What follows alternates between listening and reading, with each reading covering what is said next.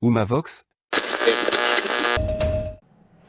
C'est une question très très intéressante, mine de rien. En fait, quand on regarde bien, une bonne partie des prophètes et des messagers, ils ont passé leur vie dans le désert, hein, où ils étaient pas très loin d'un désert. Moi, j'avais étudié à la fac en théologie chrétienne. J'avais étudié que le désert représentait la vie et la mer, ou les grands étendues d'eau, représentaient la mort. On pourrait dire c'est paradoxal, hein, parce qu'un désert, quand tu le regardes, il y a peu de végétation, tu as l'impression que c'est le contraire, c'est plutôt le désert qui est mort, et l'eau au contraire, l'eau qui regorge de vie, dont c'est une source, quoi. Ben, en fait, dans l'étude biblique, quand on parle d'eau, par exemple l'épisode de Moussa alayhi salam qui ouvre la mer en deux, etc., c'est la mort, hein. Quand on te parle, je sais pas moi, de Jonas et la baleine, tu sais, bon, l'idée d'être dans une baleine et tout, c'est le danger en fait, hein. Le déluge, c'est la mort en fait, hein. C'est le fait de détruire toute vie sur un certain périmètre ou voire sur toute la terre selon les. Exactement, Anas. C'est juste une question de voilà, vraiment bibliquement, et c'est vrai que c'était justifié, c'était la mort. Souvent, la mer représentait la mort. Et pourquoi le désert représentait la vie?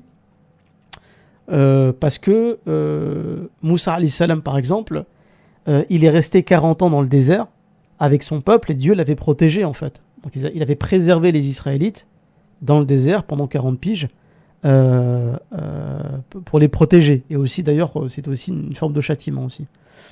Le désert, c'était l'exemple de Moussa alayhi salam qui va taper sur un bâton et faire jaillir 12 sources d'eau pour les 12 tribus d'Israël, par exemple.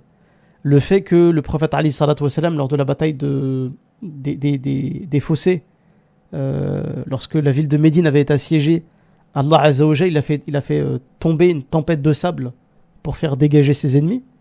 Donc il lui a sauvé la vie en fait avec le sable. Le prophète alayhi salatu wassalam qui, lorsqu'il va s'enfuir avec Abu Bakr Sadiq radiyallahu anhu, et qui vont se réfugier dans le désert, dans une grotte, et qu'il y a une araignée qui va tisser sa toile devant l'entrée de la grotte pour éviter que ses poursuivants le poursuivent et le tuent, et les tuent. Vous voyez, quand on y pense, on peut trouver des exemples aussi de vie et des gens qui ont été sauvés dans le désert.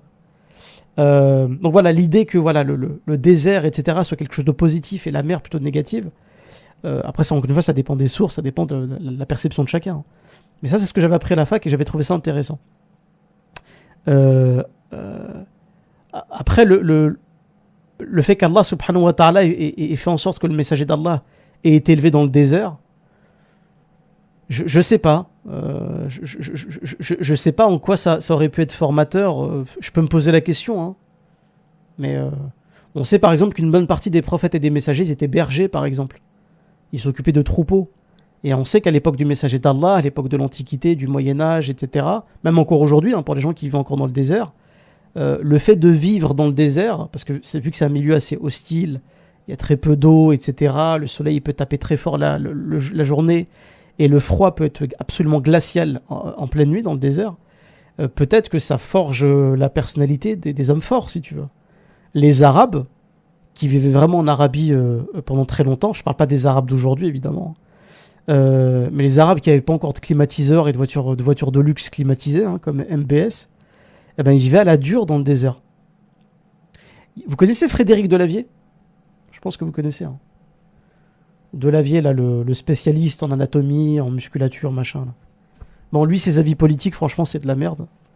Hachekoum. Mais je trouve que des fois, il a des avis qui sont un peu intéressants sur l'anthropologie, sur le corps humain, machin. Et lui, il disait un truc très juste. Il disait que le climat, il forme la mentalité des hommes. Et je pense que ça, c'est très juste. Un climat rude, un climat dur, il va pousser les gens à la survie. Et quand tu es poussé à la survie, tu t'en deviens beaucoup plus fort que les autres, beaucoup plus instinctif, beaucoup plus, ouais, parfois un peu plus brutal, un peu plus. Les climats rudes forment des gens rudes, j'en suis persuadé. Et les climats doux, les climats apaisés, les climats il fait toujours joli, je pense que ça a tendance à ramollir les peuples, je pense. Après, il n'y a pas que ça, évidemment, qui peut ramollir un peuple. Exactement, Anas. Tu vois, Adolf Hitler, Anas, il a voulu, son projet politique, ça a été de vouloir aller à l'est en fait, et pas à l'ouest. Lui, Adolf Hitler, l'ouest, il s'en foutait, ce qu'il voulait, c'était envahir l'est. C'est pour deux raisons d'ailleurs, pour dégommer les communistes, parce que lui, il avait en horreur le communisme, et il estimait que le communisme, c'était le plus grand danger idéologique de son époque. Et la deuxième raison, c'est qu'il a clairement écrit, hein, il a dit que les régions rudes de Russie forment un peuple rude. Et il a dit qu'il voulait développer son peuple germanique dans l'endroit où vivaient les Russes pour en faire un peuple dur. Donc oui, t'as même des hommes qui l'ont écrit. Et des hommes, ouais, qui avaient une espèce d'idée un peu racialiste, un peu chelou. Ils voulaient créer des Super Saiyans, en fait, en Sibérie, je pense. Mais juste pour revenir au sujet K8, honnêtement, je pourrais pas te dire pourquoi Allah il a fait grandir le messager d'Allah dans le désert. Est-ce que c'était parce que la vie était rude? Est-ce que c'est parce que le désert, ça symbolise aussi le calme, l'apaisement, l'immensité, tu vois, le vide, Il y a beaucoup... Moi, j'ai jamais vu le désert, en vrai. Mais toutes les personnes qui m'ont dit être allées dans le désert ont tous été subjugués, tu sais, par un spectacle magnifique, un silence, tu vois. Un truc beau. C'est esthétique, en fait, le désert. C'est très, très beau. C'est très apaisant. Est-ce que c'est pour ça? Je ne sais pas.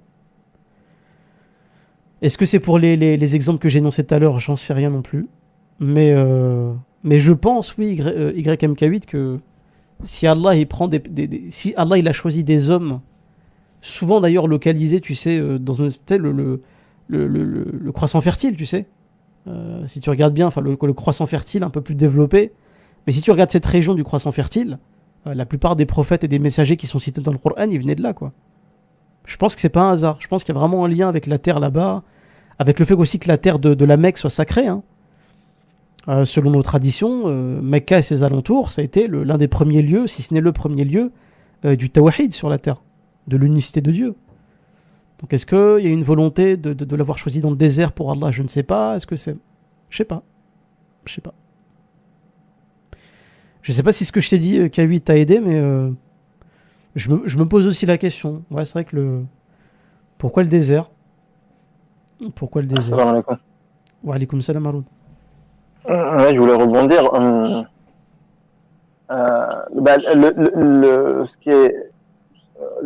Ce qu'on peut remarquer dans le désert, c'est que, en tout cas pour le prophète sallallahu alayhi wa sallam, c'est que l'environnement lui permettait de méditer. Ouais. Ça pousse à la méditation. Le fait d'être confronté aux éléments naturels, etc., ça pousse aussi à la méditation. Et géographiquement, en fait, comme arabe, cet endroit, en fait, où personne ne s'y intéressait, tout le monde s'en fichait, le fait que la révélation soit née là-bas, ça a un peu préservé les musulmans et le message, dans le sens où ils seraient nés, je sais pas moi, en plein cœur de l'Empire romain, ça aurait été plus compliqué d'émerger, en fait, et de fonder un État. Alors qu'en plein désert, vu que les gens se fichaient de cette zone-là et que ils étaient entre guillemets méprisés et qu'il y avait rien de valeureux sur ces territoires arides, je pense que ça a permis en fait de protéger, de permettre au message de grandir, de permettre aux musulmans d'embrasser le message divin et de fonder l'État, sans que les gens se doutent que de là-bas allait venir une grande menace, quoi. Alors, même. Mais c'est très intéressant ce que tu dis, Haroun, parce que, en fait, c'est ce qu'on disait tout à l'heure. On parlait de plein d'empires, l'empire perse, sassanide, l'empire égyptien à son apogée, l'empire romain aussi.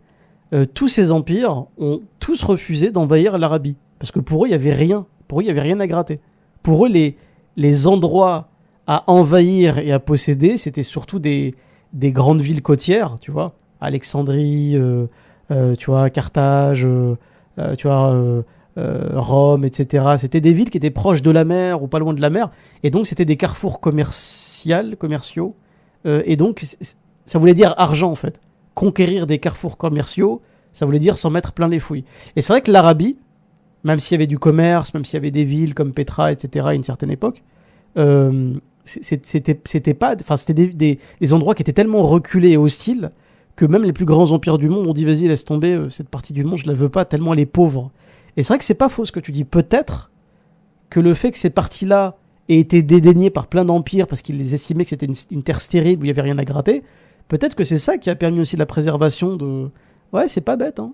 Mettre l'épicentre de la foi dans un endroit qui était dédaigné par plein d'empires qui cherchaient uniquement la dunya et la richesse, c'est pas si bête, ouais. Ouais, pas bête. Je note ça, ouais. Et quand on regarde dans le Coran, il y a pas mal de choses qui nous font méditer aussi. C'est que quand on veut cacher quelque chose d'important, en fait, le mieux, on pense le cacher loin de la personne, mais il faut mieux la cacher directement chez elle. Et Allah subhanahu wa ta'ala, il a fait naître Moussa alayhi salam dans la famille de son pire ennemi. Et du coup, il va chercher son pire ennemi partout, sauf chez lui. Et il y a pas mal de sagesse comme ça. C'est-à-dire que c'est dans des zones où on s'y attend pas que Allah subhanahu wa ta'ala, en fait, change les choses, quoi. Et par rapport aux endroits arides qui forment des hommes durs, je suis d'accord aussi avec ça. Et je pense que, et c'est dans la nature humaine, hein. Souvent en France, par exemple, quand il y a eu les premières vagues d'immigration, qu'elles soient portugaises, italiennes, etc., ils avaient tous le même mot à la bouche. Je veux un avenir meilleur pour mes enfants. En gros, entre guillemets, indirectement, ce qu'ils voulaient, c'est plus de confort. Sauf que plus de confort, et ça nous rappelle la phrase d'Ibn Khaldoun, si je me trompe pas, et plus de confort, en fait, c'est pas bon. C'est-à-dire que certes, il faut avoir un minimum pour vivre, mais le fait d'être dans l'aisance, dans l'insouciance, etc., ça pousse à l'insouciance et ça pousse vraiment à oublier l'essentiel, quoi.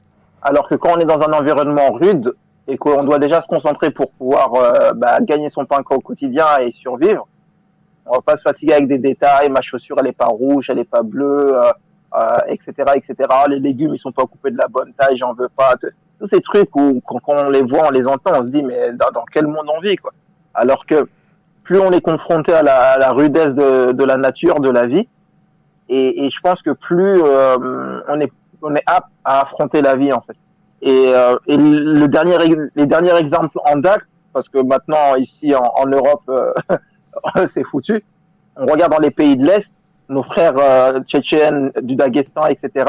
C'est des territoires arides et on voit les hommes que ça forme. Et du coup, ces hommes-là, vu que il y a plus de cause islamique entre guillemets dans laquelle s'engager, ils se mettent dans des sports de combat, dans l'UFC, dans le MMA. Et il n'y a pas photo, quoi. C'est-à-dire que la manière dont les jeunes qui ont grandi dans les montagnes, l'appréhension qu'ils ont, la détermination mentale qu'ils ont, ça n'a rien à voir avec ceux qui ont grandi dans l'Europe de l'Ouest, quoi. Alors, ouais, non, ouais, c'est un très très bon exemple, les Tchétchènes et les Daguestanais. Ouais. Très très bon exemple. Un peuple qui est élevé à faire de la lutte avec des ours, ouais, c'est clairement que le niveau de confort, il était pas là et que, au contraire, ouais, ça a fait d'eux des hommes forts, en fait. Ouais, c'est clair. La phrase que tu cherchais, c'est un peuple fort. Un peuple fort crée des périodes de paix. Les périodes de paix créent des hommes faibles. Les hommes faibles créent des périodes difficiles. Et les périodes difficiles créent des temps de guerre. Un truc du genre. C'était ça, non ? Ouais, c'est ça, c'est exactement ça. Et ça, on le constate tout le temps. On le constate hallucinamment. C'est vraiment... Ah ouais. Ouais, je suis assez d'accord. Quand on regarde le peuple français à la sortie de la Seconde Guerre mondiale, ça n'a rien à voir. Les hommes, les femmes, ils ont rien à voir avec les Français de maintenant. C'est le jour et la nuit, quoi. C'est hallucinant. Bien sûr. Ah oui, c'est bien sûr. Bien sûr. C'est pour ça d'ailleurs qu'ils sont très nostalgiques. Hein. Moi je pense que, comme nous d'ailleurs, il y a beaucoup de Maghrébins qui sont très nostalgiques de l'Andalousie musulmane, de la chevalerie musulmane, etc.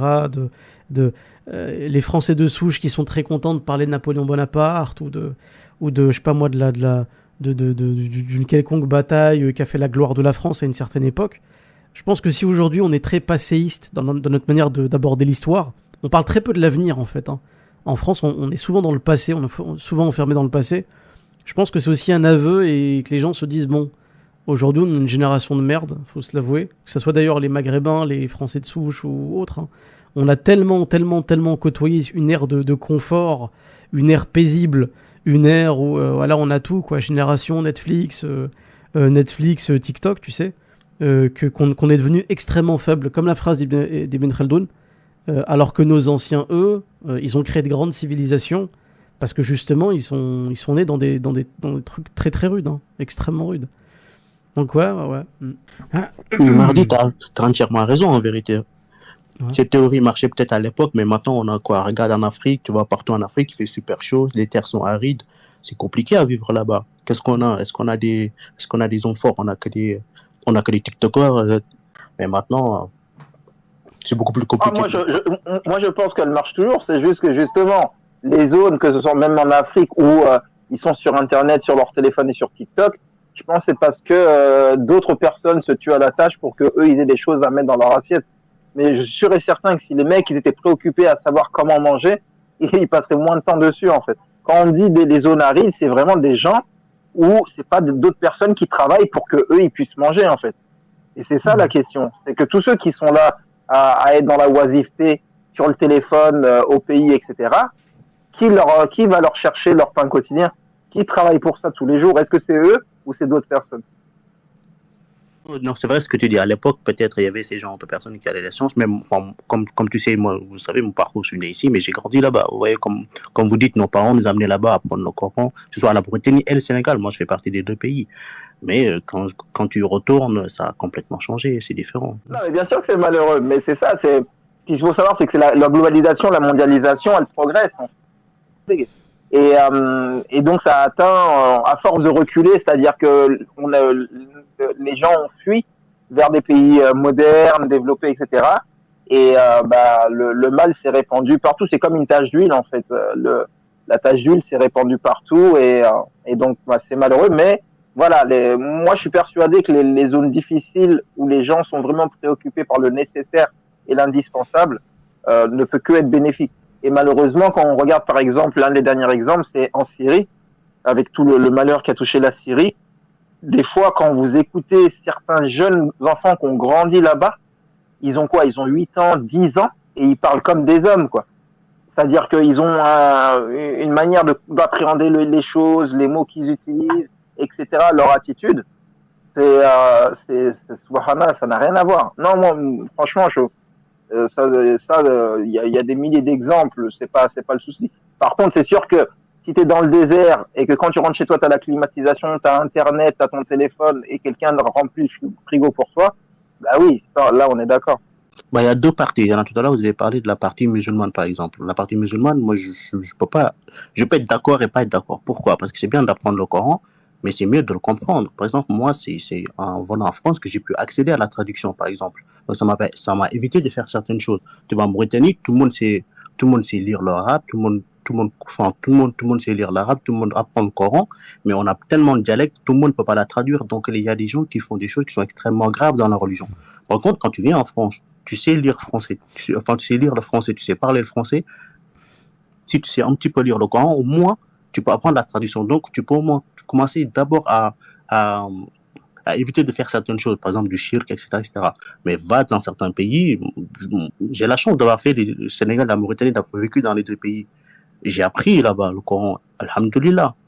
Mais vraiment, j'ai vraiment compris le Coran, c'est en venant en France, parce que je suis français et j'ai commencé à lire le Coran. Heureusement, je savais lire le Coran, mais quand je commence à apprendre la traduction, c'est là que j'ai compris vraiment, il y a certaines choses que les Africains en général font, qui sont extrêmement graves, mais va là-bas, va leur dire que c'est très grave, parce que c'est ancré, en fait. Donc la religion aussi, je sais pas comment t'expliquer, c'est mitigé aussi. Par exemple, en France, vous avez une énorme chance, c'est-à-dire il y a des gens ici qui sont ici, même si tu sais pas lire l'arabe, au moins tu peux déjà comprendre la traduction française. En fait, c'est déjà pas mal. Après, tu as juste à faire un effort d'apprendre l'arabe, d'apprendre le Coran, etc., etc. Il y a des madrasas maintenant qui commencent à faire l'arabe, plus traduction, etc., etc. Maintenant, ça commence vraiment à se réformer sur la Mauritanie et le Sénégal. Mais ce n'était pas le cas avant. C'est pour ça que nos parents faisaient des choses qui étaient graves. Même en Maghreb, je vois des choses qui sont graves que les gens font, mais qui sont en dehors de la religion, malheureusement. Et pourtant, ils savent lire l'arabe. Ils savent réciter le Coran, mais malheureusement, c'est un peu compliqué. Donc, il y a aussi cette partie de l'éducation qui est pas, on va dire, qui est pas top. Le désert, ouais. Non, mais c'est un sujet à développer, le désert. C'est une réflexion à développer. Ce qui suit est extrait d'un audio provenant du compte du frère Mohamed Lamine. Plus d'infos en description. Le problème avec lui, Ouais. c'est qu'il fait un crossover, il fait un syncrétisme Ça va de dans tous les sens. disciplines. Donc Ibrahim, le problème avec quelqu'un comme Mahdi ibn Salah, c'est qu'il va faire une mixture, un syncrétisme de disciplines qu'on doit pas mélanger, qu'on doit pas faire entrer. Par exemple, les ulama t'ont jamais dit n'étudie pas les sciences profanes, même d'Occident. Ils t'ont dit tu dois le faire, mais en les séparant des sciences religieuses qui sont basées sur le wahy, puisque les sciences positives, c'est-à-dire celles qui ne sont pas religieuses, eh ben, qu'est-ce qu'elles ont comme particularité? C'est qu'elles ne se basent pas sur la révélation. C'est une réflexion purement rationnelle d'être humain. Donc, la révélation, le wahy, même celui qui croit pas au wahy, il va te dire c'est une tradition. Alors que les sciences modernes, on s'en moque de ce qui s'est passé il y a des siècles de ça, il n'y a pas de tradition, on réinvente tout. Et le problème avec Mahdi ibn Salah, après oui, il peut y avoir des choses positives chez lui, mais c'est qu'il Il y a mélange. beaucoup Et il y a d'occultes aussi. Vas-y, il y a il il y a mélange, beaucoup vas-y, de, vas-y, il mélange. D'occultes, il va te dire si t'as tel problème, c'est les djinns, des trucs comme ça. voilà, l'occultisme, c'est ça, l'occultisme, parce que dans ce cas-là, Non, il dit pas que c'est que l'occultisme. Des Non, j'ai fois, pas il dit c'est dit que. que aussi il y a des problèmes liés à la psychologie. oui, et ben justement, la psychologie, elle est très problématique parce que depuis que il y a la psychanalyse, depuis Freud, on a tout psychologisé et on a tout psychanalysé. Ce qui fait que maintenant, dès que tu vas agir, il y a des choses qui n'ont pas de rapport avec la psyché, qui ont des rapports avec des pulsions, par exemple, et qui ne sont pas directement liées à ça. Et on va te dire, bon, bah, voilà, on établit un profil psychologique. C'est un peu comme les psychologues en garde à vue, ou pendant une enquête, le psychologue, Ouais. tu lui parles et tout, et tu vois bien il a des soucis. Il rentre dans toutes les catégories de sa théorie psychologique, mais jamais il va s'autocritiquer.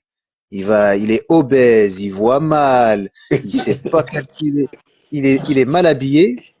Toi, tu vas parler avec lui bien, il va dire que ton attitude d'être bien sur toi, ça trahit une frustration de l'enfance de fonce dans le mur. Donc le problème, il est là, c'est qu'avec des gens comme ça, on est dans un syncrétisme, on mélange tout. Alors, et c'est bien la psychologie, etc. Mais ça, c'est dans un coin. Par contre, si on veut la vraie psychologie, celle de l'islam, on revient aux auteurs. On a l'imam al-Ghazali, on a plein de gens qui ont travaillé sur ça. Mais En fait, à le la base, problème, dans l'islam, en fait, la psychologie n'est pas une discipline à part entière. oui, voilà, Étudier le mécanisme de tes pulsions et comment les maîtriser surtout, à la voilà. base, dans notre communauté, chez les musulmans, il faut comprendre que c'est la science de la purification de l'âme. Et le C'est problème, ça. c'est Mais qu'aujourd'hui, attends, il y a... justement, mais c'est un peu ce qui. Regarde, quand il te dit par exemple, justement, regarde, quand il te dit par exemple, aller sortir en montagne, mais justement, c'est une espèce de purification de l'âme parce que, en fait, tu vas être confronté à des épreuves dans lesquelles où il faudra patienter, il faudra faire face à certaines choses qui vont faire que ça va te purifier. Comment veux-tu te purifier de ton âme si quelque part aussi tu n'as pas d'épreuve? Là, on vit dans un temps où on est en ville, on n'a pas d'épreuve, on n'a rien du tout, on n'a pas la chaleur et tout, on n'a rien. Tandis qu'à l'époque du prophète, ce qui ont fait qu'ils avaient un iman qawi, c'est l'environnement, c'est les épreuves qu'ils avaient et tout ça. Et c'est ça Non, qui a fait monter leur foi. non, Quand tu non, regardes c'est pas les ça du histoires tout. des prophètes, c'est les épreuves qui ont fait monter leur foi. Ce que tu dis, Ibrahim, je suis en d'accord fait, avec toi parce que quand tu changes d'environnement, par exemple, moi, des fois, je suis ici en Égypte, lorsque je vais dans le sud de l'Égypte, à Aswan, etc., et que je change d'environnement, tu sens une purification de ton âme. Quand tu sors de la ville, quand tu es non, plus proche de la Ouais, nature, etc. c'est pas de la purification de l'âme. Essayez de me recentrer. On parle de Tazkiyatun Nefs. Tazkiyatun Nefs, il y a des imams. C'est la science du tasawwuf. Il y a des imams. C'est pas un pélo qui vient au 15e siècle de l'Égypte. On sait pas t'es qui, c'est qui ton cher, c'est quoi ton initiation, on ne connaît pas, tu viens d'où, t'es qui toi? Pourquoi tu parles dans cette science-là? Qui es-tu? C'est quoi ta méthode?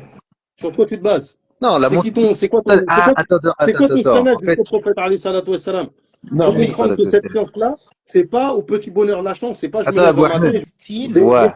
t'es pas au même cadre qu'un homme Voilà, Non, c'est ça. sédentaire. Voilà. Abou Moussi, Tu vois, Abou Ahmed, Ahmed, Abou Ahmed. me dire ça. Toi, par exemple, Voilà, tu Abou Ahmed. es assis par terre, tu es dans le désert, Voilà. tu n'es pas comme moi. Moi, je suis là, Oui. à manger. Non, ça on est d'accord. Ibrahim. Tu disais la montagne. La montagne, il y a eu quiproquo. Moi, je dis pas la montagne. La montagne, c'est Safar. C'est, Inch'Allah, l'Anbiya, il s'élevait dans la montagne pour réfléchir, Ghar Hira, Ghar, etc. Ça, c'était des endroits où ils ont pu se rapprocher d'Allah Azza wa Jal. Moi, je parle de l'organisation en groupe. Et en plus de ça, il peut y avoir des femmes, même si elles sont entre femmes, il va y avoir des regards, il va y avoir des interactions, etc. On a vu même que à la Umrah et au Hajj, les groupes, justement, là-bas, les femmes et les hommes ne sont pas comme en dehors de cette période-là de Ihram, ne sont pas dans la séparation, certes, mais il y a quand même une distance à garder. Il y en a qui traversent cette barrière-là et qui vont justement dans la tentation, etc. Donc, ما بالك بجبل فرنسا بجبال فرنسا ما بالك je sais pas moi, les Alpes ou les Pyrénées. Si tu me dis on va dans les Alpes ou dans les Pyrénées dimanche 5 février et que il y a des femmes et des hommes dans le groupe, c'est ça qui est problématique, parce que en plus de ça, on va avoir comme conseils qui vont être prodigués des trucs qui sont issus de la pensée moderne, encore une fois, occidentale, kufriya, qui n'a rien à voir avec Dinullah, et qui n'a rien à voir justement avec Suluk, qui a été tracé, le cheminement organisé, l'atteinte des différentes stations pour pouvoir se purifier. Et c'est ça le problème. Parce qu'ils ont remplacé les stations spirituelles par les stations de ski, ces gens-là. C'est ça le problème. C'est que c'est pas la montagne qui est problématique. Si on parle de fiqh, on va parler de 4 écoles, on va devoir citer des imams, etc. On va dire tel madhhab à telle méthode, etc. Tazkiyatun Nafs, c'est exactement pareil. Ta montagne là, je sais pas t'es qui. Ça monte. Enfin bref. C'est qui ces gens-là? Non, pour de vrai, c'est qui ces gens-là? Ils sortent d'où? L'imam Junayd, quand on lui a demandé sur la siyaha. En fait, t'as pas capté un truc. Non, il a 2 minutes. Lui, il essaie. Attends, En fait, Ibrahim, il y a des trucs, j'ai pas envie de les dire. Non, Ibrahim, il y a des trucs, j'ai pas envie de les dire. Il y a des trucs, j'ai pas envie de les dire. Mais pour faire simple, l'imam Junayd, on lui a demandé au sujet de la siyaha. Tu sais, parmi les piliers du tasawwuf, il y a le fait de faire la siyaha, c'est-à-dire de partir en voyage. D'ailleurs, c'est la siyaha, selon Sayyidina Isa alayhi salam, parce que l'une des explications du nom al-Masih, c'est justement parce que il faisait cette siyaha, il était tout le temps en déplacement comme ça. En fait, quand on lui a demandé à ce sujet-là, il a dit, moi j'ai trouvé al-Wusul, donc la proximité divine, sous ce porche-là, il a montré un escalier, un petit coin chez lui. En fait, les histoires de déplacement dans le temps, c'est pas ça le sujet. La sunna du prophète, alayhi salatu wa salam, c'est quelqu'un qui est dans la proximité divine, donc un wali, un cheikh. Dans le prophète, alayhi salatu wa salam, c'était le prophète sallallahu alayhi wa sallam, et des gens qui sont près de lui. Donc même, j'ai envie de te dire, il y a des hommes et il y a des femmes, c'est pas le problème. Le problème, c'est est-ce qu'il y a quelqu'un qui est habilité, qui a reçu l'autorisation d'éduquer spirituellement les gens. C'est qui, lui? Il sort d'où? C'est quoi? C'est un mec qui est sorti du coma. On ne sait pas, il a été initié par qui? On ne sait pas, il a été initié par quoi? Le mec, il est totalement autodidacte. C'est pas une question de montagne, c'est une question d'éducateur spirituel. La psychologie n'a jamais été une discipline à part entière dans l'histoire. Que ce soit les musulmans, que ce soit les chrétiens, que ce soit les juifs avec la Kabbale, que ce soit tout le monde. Il n'y a pas de tradition éducative, il n'y a pas de tradition où, quand on fait un cheminement spirituel, même à l'époque, les formations qui faisaient de l'initiation spirituelle, il n'y avait pas ça. Tu sais, je vais te dire, c'est à la base, en fait, dans les questions d'initiation, quand tu te faisais initier avec des pratiques spirituelles pour te parfaire spirituellement, et ben en fait, dans les premières années, tu n'as pas le droit de parler. Tu fais quoi quand tu fais une psychanalyse? Rien que tu parles, blablabla. Et après, on t'écoute. Ah, mais vous aviez raison, en fait, d'être en colère. Ah, mais c'est normal de pas. De quoi c'est normal? C'est qadarullah, tu dois l'accepter, frère. La purification du cœur, c'est totalement l'inverse de ça. C'est une démarche qui est totalement l'inverse, c'est l'opposé. On n'est pas du tout dans la même conception des choses. La conversation spirituelle, c'est entre deux personnes qui ont atteint un certain degré et qui se parlent entre elles et qui se disent des choses. Et il y a des sagesses qui en sortent. Mais c'est toi, pas le petit mec, en fait, qui vient, qui parle. T'as pas le droit de parler. T'as des machins qui disaient à leurs disciples, va au cours de fiqh, tu poses pas de questions. Si on te pose une question, tu dis je ne sais pas. C'est ça. Donc, en fait, ici, le problème qu'on a, le parle vrai trop. problème qu'on a, le problème profond, c'est qu'on parle de personnes qui peut-être ont des compétences pour enseigner le fiqh, mais ils n'ont pas les compétences pour faire un accompagnement spirituel. D'où des gens qui n'ont pas été initiés par un cheikh en matière de spiritualité te font un séjour spirituel. Qui es-tu? C'est ça. Mais il faut comprendre, c'est des dajjal, c'est satanique. Que Abou Ahmed, toi, ce que tu expliques, c'est que dans le fiqh, il y a des madhahib, il y a des courants, et dans le tasawwuf aussi, tasawwuf Dans qui est la toutes les sciences, il y a des sanad. T'as des sanad. Toutes les sciences de l'islam, il y a des sanad. C'est quoi son sanad en gros? Oui, c'est quoi ton sanad? Mais après, Abou Ahmed, moi j'aimerais revenir sur une chose, c'est que quand on parle du fait de quand par exemple tu vis dans la ville et que tu vas dans la montagne, quand même, il y a une certaine purification. Mais le oui, fait que tu es dans un endroit une purification claire. Ça, c'est sûr. Non, mais Purification claire. même, tu sais, le fait que tu sois dans un environnement qui est plus propice à l'adoration, et ben, il y a une certaine purification. Et comme quand il disait tout à l'heure, Malik, quand tu as des voyages où il y a des femmes, ben, les femmes, c'est moins propice à l'adoration. Parce que quand il a parlé tout à l'heure du fait qu'à la Mecque, normalement, tu es dans un environnement propice à l'adoration. Moi, j'ai vu des gens au Hajj, des frères et des sœurs, ils ne se connaissent pas, ils mangent à la même table. Tu sais, L'environnement, ça joue quand même sur ta spiritualité. Non, pas tant que ça. C'est totalement l'inverse. Non, c'est l'inverse. Sincèrement, c'est-à-dire qu'en fait, par exemple, l'imam Ghazali dans Ihya Ulumuddin, il parle de la question de la fréquentation, d'être en ville, etc. Et en fait, la conclusion de toute son étude dans ce passage-là, c'est de dire, c'est en fonction de ton degré spirituel que tu vas être immergé ou pas dans la société. Il y a des gens qui ont un degré spirituel, ils doivent s'isoler. Et en fait, la question de s'isoler, etc., elle n'est pas liée à l'environnement au sens montagne, ville. Elle est liée à l'isolement physique, pas physique. L'imam Junayd, par exemple, au début, quand il était jeune et qu'il était avec l'imam Al-Haris Al-Muhassibi, il disait qu'il supportait pas, en fait, de sortir parce qu'il voyait des choses fitna. Et que l'imam Al-Haris Al-Muhassibi, il a appelé. Il dit, vas-y, tu vas faire un tour avec moi. Et en fait, il faisait le tour de la ville. Et c'est comme ça qu'en fait, l'imam Al-Haris Al-Muhassibi, il a écrit ses livres, parce qu'en fait, il disait à l'imam Junayd, dis-moi vas-y, pose-moi des questions. Et après, il rentrait chez lui et il écrivait. Et l'imam Junayd, il a témoigné, quand je marchais avec lui, je n'étais pas éprouvé par la fitna.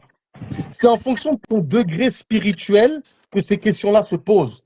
Tu te sens plus à l'aise à la montagne, c'est parce qu'effectivement, tu as un degré spirituel où, quand tu es dans ville, les fitanes qui sont en ville, tu n'arrives pas à t'en défaire. Elles sont trop prenantes pour toi. Mais tu as des gens qui ont un degré spirituel tel que le mec, il marche dans la rue, entre un mur et une femme, il voit la même chose. D'accord. Moi, ça là, ce que tu dis, je suis entièrement d'accord. J'ai entendu un shir, pour appuyer ce que tu dis, j'ai entendu un shir, on lui a posé une question, il ne s'est même pas pris la tête, il a dit 2 exemples. Il a dit qu'un canard, pourquoi un canard, quand tu le mets dans l'eau, il n'est pas mouillé, et une poule, quand tu le mets de l'eau, il est mouillé. Il a dit le canard, il a une fine pellicule. Tu vois, il a une fine pellicule. Et il a associé cette fine pellicule du canard à la taqwa. Ça fait que quand il est immergé dans l'eau et qu'il ressort, il est sec. Alors que la poule, il n'a pas cette pellicule-là, tu vois. Donc ça revient à ce que tu dis, tu vois. Il y a des gens, ils vont être dans la montagne ou en ville, eux, il n'y a aucune différence parce qu'ils ont cette taqwa qui les protège. Ça, je suis à 100% d'accord avec toi. Mais quand tu es dans des endroits un peu hostiles, c'est une purification. Tu es moins enclin à faire des bêtises. Quelqu'un qui est dans le désert et quelqu'un qui est en ville, il va faire des bêtises alors qu'il est dans le désert. Mais il y a un hadith, il y a un hadith aussi qui va dans ce sens-là.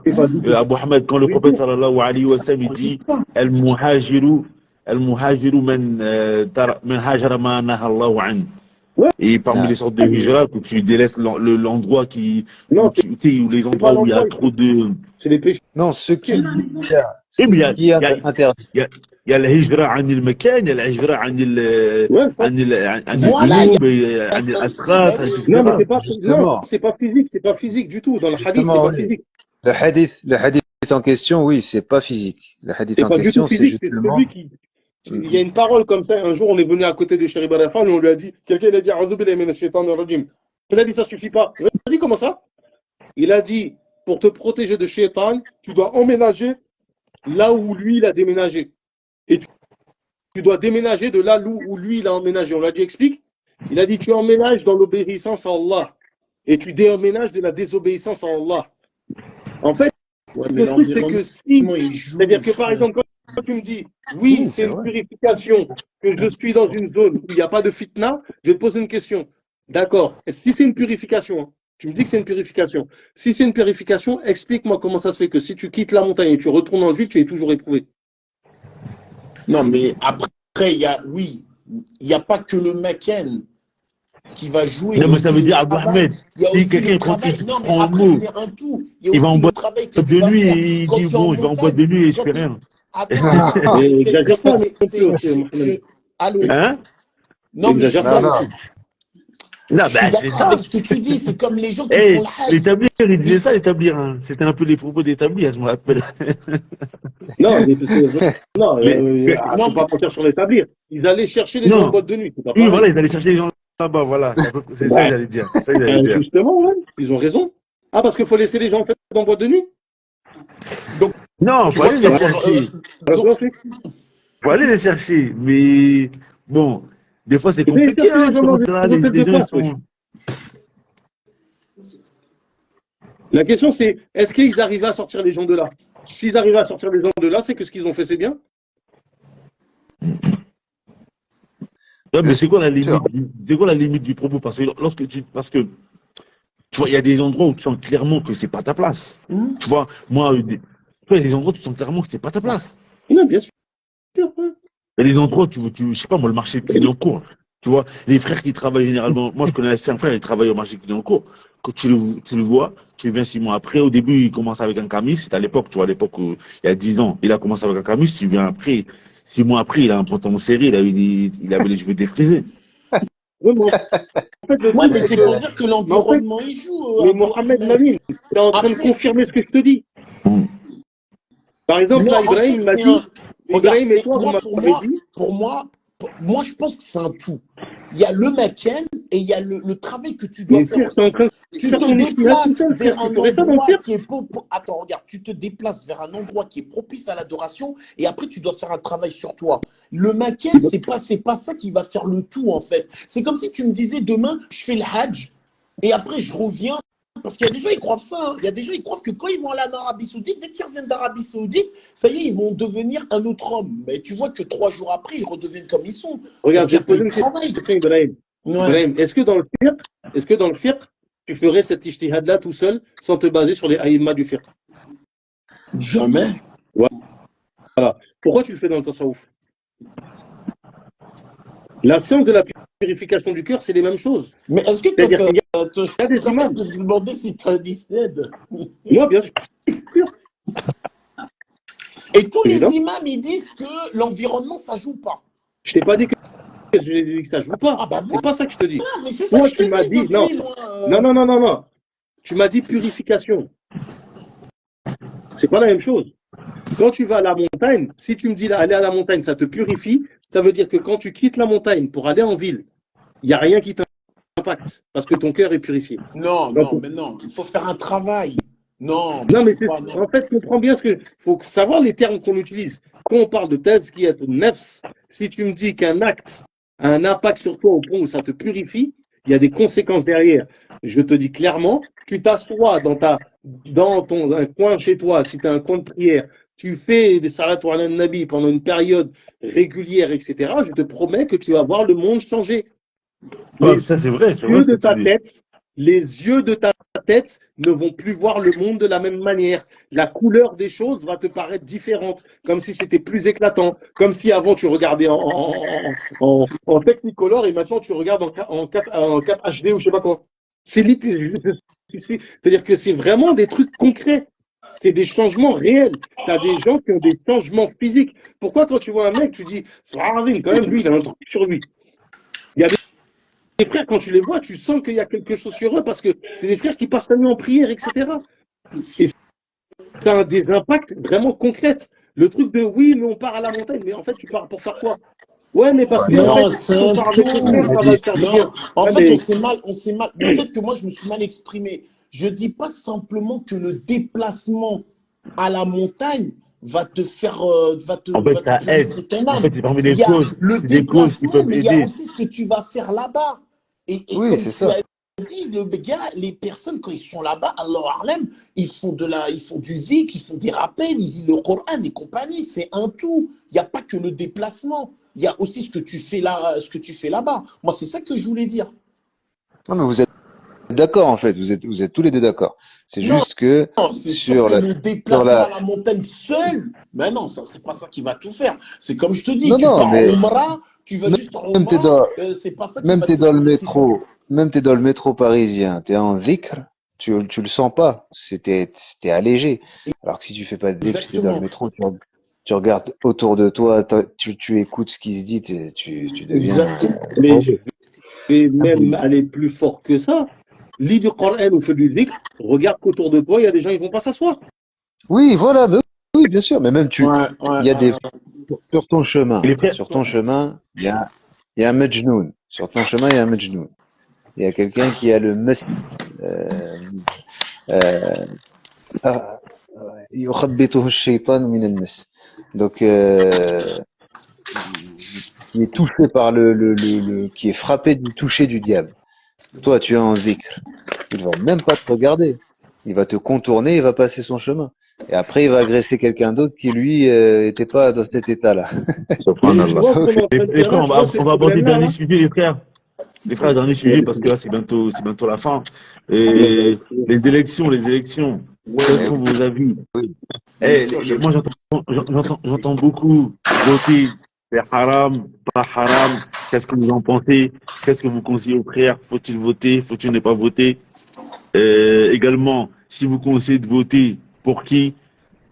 Donnez-nous vos avis, les frères. Attends, juste vite fait, il y a un hadith qui me vient en tête. La personne qui a tué 99 personnes, lui, il a fait un non. déplacement. On lui a conseillé que l'endroit où il était, c'était un endroit mauvais et qu'il devrait aller dans un endroit où il y a des gens qui adoraient Allah. Non, c'était Ouais, par rapport à sa réputation. Hein? C'est par rapport à sa réputation, c'est pas par rapport au fait que les gens adorent par Allah. C'est par rapport à quoi? À sa réputation. Mais non, mais parce que Mais non, c'est le pas prophète, par il a rapport à sa dit, réputation, il c'est a par dit rapport à sa art théorie. dessous. Il a dit c'est une mauvaise terre où tu es. C'est le terre où le. Non, mais l'environnement, ça joue, ça c'est Non, indéniable. non, c'est que L'environnement, il dans son joue. cas, c'est par rapport à la réputation. C'est-à-dire qu'en fait, là où tu es, l'image que tu as, c'est celle d'un meurtrier. Et donc les gens vont jamais accepter ta tauba.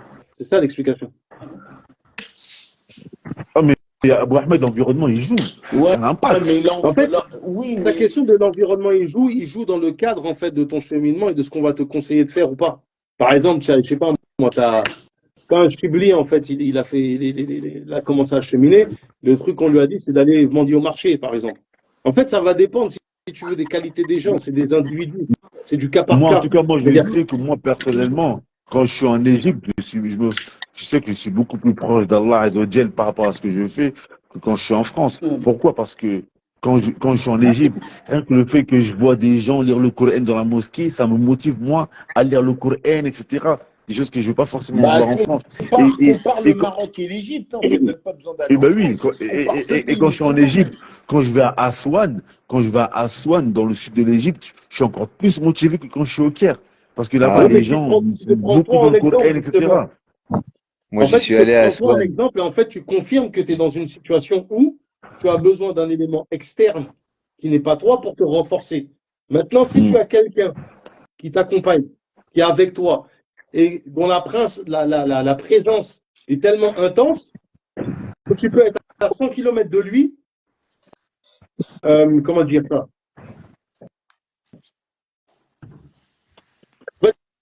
Tu vois, par exemple, le prophète, alayhi salatu wassalam, quand il dit à Mu'adh ibn Jabal d'aller en fait au Yémen, c'est parce que Mu'adh ibn Jabal, il a fait son éducation près de lui et il était assez solide pour lui ensuite faire l'éducation des gens du Yémen.